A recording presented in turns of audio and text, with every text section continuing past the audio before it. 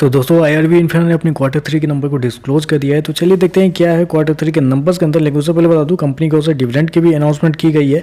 10 पैसे प्रति शेयर के हिसाब से कंपनी ने डिविडेंड देने का ऐलान किया, जिसका जो रिकॉर्ड डेट हुआ वो 8 फरवरी कंपनी की तरफ से रखा गया। तो याद रखिएगा 8 फरवरी कंपनी का रिकॉर्ड डेट है 10 पैसे कंपनी के डिविडेंड के लिए। डाटा देख लेते हैं, डाटा लाख्स में दिया गया है। मैं आपको मार्केट को जो एक्सपेक्टेशन है उसके साथ कंपेयर करके बता दूँ कंपनी के नंबर आपको वैसे देखने को मिले। पिछले क्वार्टर की बात करें तो पिछले क्वार्टर में कंपनी ने 1744 करोड़ के आसपास का रेवेन्यू जनरेट किया था। पिछले साल 1514 करोड़ के आसपास। अभी देखें तो बढ़ के 1968 करोड़ कंपनी का जो रेवेन्यू है वो आपको जाता हुआ देखने को। तो साल दर साल देखें तो साल दर साल कंपनी के रेवेन्यू के अंदर क्या गजब की तेजी आपको देखने को, अप्रोक्सीमेटली बोल सकते हैं 30% के आसपास का जंप आपको देखने को मिल रहा है।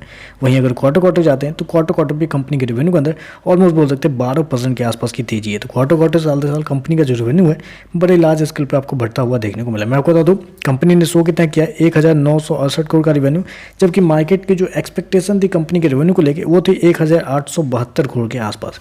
तो आप कह सकते हैं जितना मार्केट उम्मीद लगा के बैठा हुआ था उससे अप्रोक्सीमेटली 6% ज़्यादा कंपनी की तरफ से रेवेन्यू जनरेट किए गए हैं। चलिए कंपनी के खर्चे क्या है वो देख लेते हैं। पिछले क्वार्टर में 1617 करोड़ खर्च किए थे, पिछले साल 1351 करोड़। अभी देखें तो कंपनी खर्चे 1783 करोड़ के आसपास आपको देखने को। तो कंपनी के खर्चे देखें तो कंपनी के खर्चे भी ऑन एवरेज ठीक ठाक ही हैं, ज़्यादा कुछ ऊपर नीचे चाहिए, थोड़े से ज़्यादा हो गए खर्चे, लेकिन उसको कंट्रोल कर सकती थी कंपनी। देखते हैं अगले क्वार्टर में कर लेगी।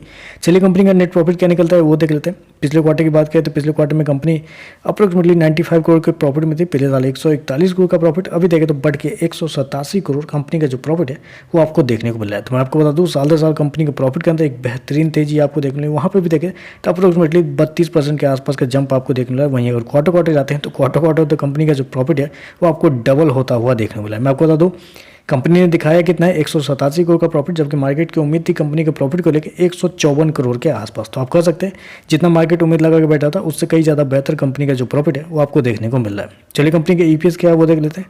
पिछले क्वार्टर में 16 पैसे का, पिछले साल 23 पैसे का। अभी देखें तो 31 पैसे के आसपास कंपनी का जो ईपीएस है वो आपको देखने मिला। तो ओवरऑल देखें तो नंबर पॉजिटिव साइड पर आपको जाता हुआ देखने को मिला। मार्केट की जो एक्सपेक्टेशन थी उससे कई ज़्यादा बेहतर कंपनी के नंबर आपको देखने को मिले। लेकिन प्रॉब्लम बस इतनी सी है कि शेयर ऑलरेडी बहुत ज़्यादा भाग चुका है। तो यहाँ से एक बड़ी तेजी आएगी कि नहीं आएगी ये कहना थोड़ा सा मुश्किल होगा। तो आप देख लीजिए आप कैसे कहते हैं, लेकिन ओवरऑल देखें तो नंबर बेहतरीन देखने को मिल रहा है। तो चलिए बस आज के लिए बस इतना ही। वीडियो पसंद आए तो लाइक कीजिएगा, साथ में साथ चैनल को सब्सक्राइब जरूर कीजिएगा। धन्यवाद।